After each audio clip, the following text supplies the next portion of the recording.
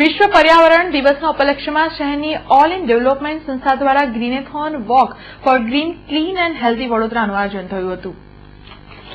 પર્યાવરણના જતનની જવાબદારી પ્રત્યેક નાગરિકની છે। વધતા જતા ગ્લોબલ વોર્મિંગના પ્રભાવથી બચવા પર્યાવરણ દિનના ઉપલક્ષે પર્યાવરણ જાગૃતતા માટેનો સુંદર પ્રયાસ એઇડ સંસ્થાએ કર્યો હતો।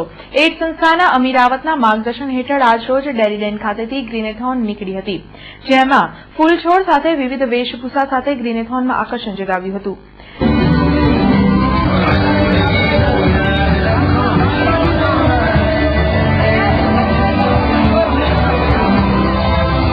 ડેરી ડેમથી નીકળેલી ગ્રીનેથોન કમાટીબાગ ખાતે સંપન્ન થઈ હતી, જ્યાં શહેર કોંગ્રેસ પ્રમુખ નરેન્દ્ર રાવત, અમીરાવત, મૌલિન વૈષ્ણવ સહિત મહાનુભાવોના હસ્તે ગ્રીનેથોનમાં જોડાયેલા લોકોને છોડનું વિતરણ કરવામાં આવ્યું હતું। હું આજના દિવસે એવું કહેવા માંગુ છું કે બધા જ વધારે વૃક્ષ વાવે અને ગ્રીન વડોદરા અને ક્લીન વડોદરા રહે, એવું મારું આજના દિવસે કહેવાનું। પ્લીઝ ગ્રો મોર ટ્રીઝ અને ટ્રીઝને બચાવો।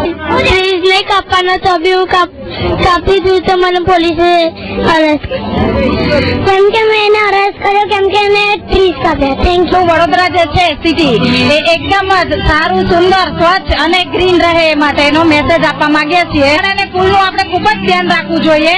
જેવી રીતે આપણે આપણા બધાનું ધ્યાન રાખીએ છીએ એવી રીતે ઝાડ ફૂલને પાણી આપવું જોઈએ અને એને તોડવા ના જોઈએ। તોડતા હોય એ લોકોને અટકાવવા જોઈએ। આપણે નાના બાળકનો ઉછેર કરીએ છીએ એમ આપણે વૃક્ષોને પણ ઉછેર કરવો જોઈએ અને આપણા વડોદરાને હરિયાળું બનાવવું જોઈએ। ત્યારે રોડને મોટા કરવા માટે ઘણા બધા વૃક્ષોનું નિકંદન કરવામાં આવે છે, જેના લીધે ગ્લોબલ વોર્મિંગનો મોટો પ્રશ્ન ઉભો થાય છે, જે કરવું ના જોઈએ અને વૃક્ષોને વધારે ને વધારે ઉછેરવા જોઈએ। એના માધ્યમ દ્વારા હું બરોડાના સર્વ નાગરિકોને ખૂબ ખૂબ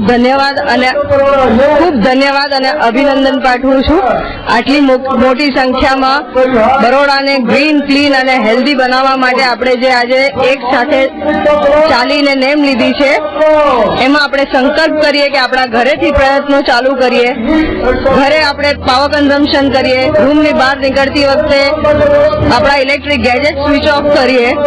ઘરમાં જો લીકેજ થતા નળ હોય, ટપકતા નળ હોય તેને તાત્કાલિક રિપેર કરાવીએ અને પછી આપણે જે આપણી ધરતી માતાએ દેન આપી છે તેનું ઋણ ચૂકવવા માટે કમસે કમ 10 વૃક્ષનું વાવેતર કરી અને એનું જતન કરી અને આપણે આપણી ફરજ નિભાવીએ।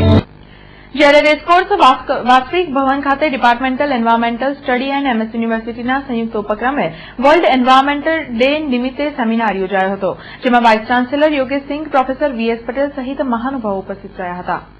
हम सबको, हमारे बच्चों को इसके बारे में जागरूक होना चाहिए और ऐसा काम हम तो कम से कम ना करें जो कि एनवायरनमेंट को खराब करता हो। जितना हमारे लेवल पे हो सकता है, लेकिन बहुत बड़ा काम तो पॉलिसी लेवल पे होना चाहिए, चाहे वो गवर्नमेंट की हो चाहे UNO की हो, जिस कारण से ये बचाया जा सके कि इतना ज्यादा जो कंज्यूमरिज्म बढ़ रहा है अल्टीमेटली उसका ही एंड प्रोडक्ट है जो आज हम भुगत रहे हैं।